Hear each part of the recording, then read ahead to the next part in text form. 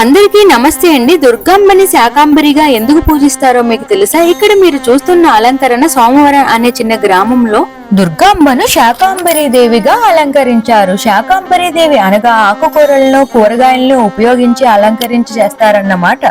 అసలు శాకాంబరి దేవి అలంకరణ ఎందుకు చేస్తారో తెలుసా?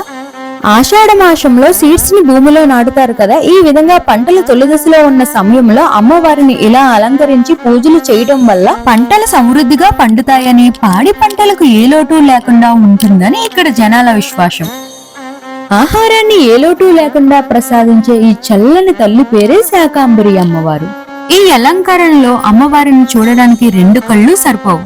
అంత అత్యంత అద్భుతంగా వైవిధ్యంతో పూజా కార్యక్రమాలతో చాలా బాగా చేస్తారు.